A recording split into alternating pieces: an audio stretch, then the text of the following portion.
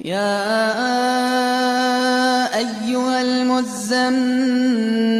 قم الليل إلا قليلا نصفه أو انقص منه قليلا أو زد عليه ورتل القرآن ترتيلا إنا سنلقي عليك قولا ثقيلا إن ناشئة الليل هي أشد وطئا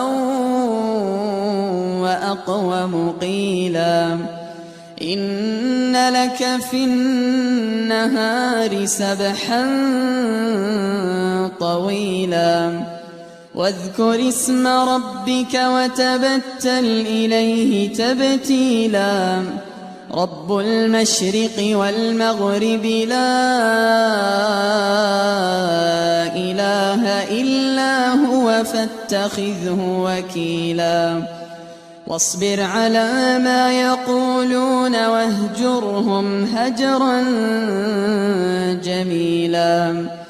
وذرني والمكذبين أولي النعمة ومهلهم قليلا إن لدينا أنكالا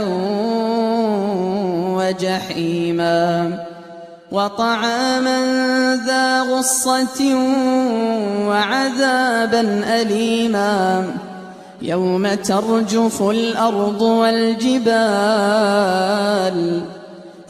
ترجف الأرض والجبال وكانت الجبال كثيبا مهيلا إنا أرسلنا إليكم رسولا شاهدا عليكم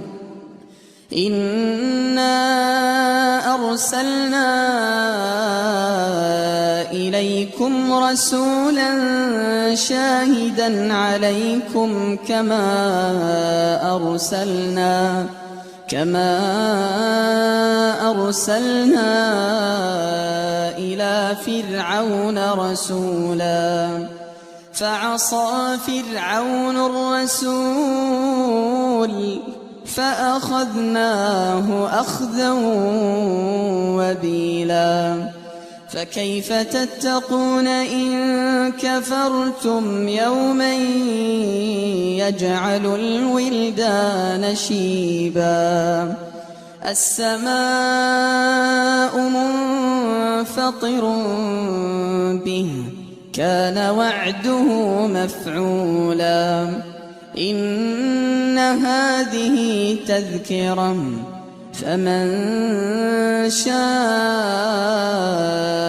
اتخذ إلى ربه سبيلا إن ربك يعلم أنك تقوم أدنى من ثلثي الليل ونصفه وثلثه وطائفة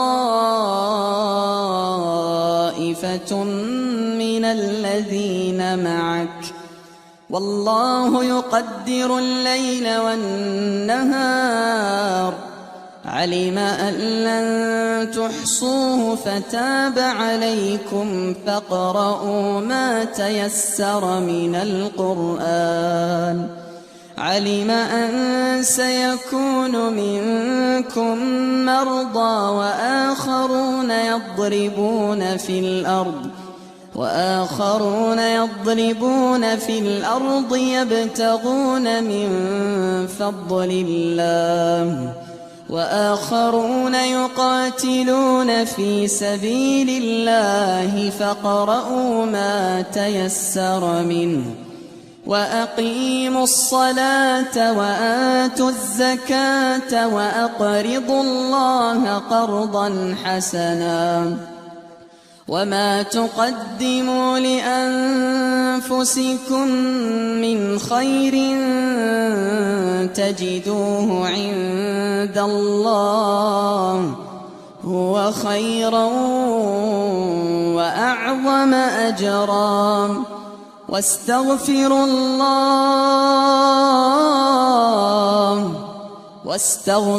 الله إن الله غفور رحيم.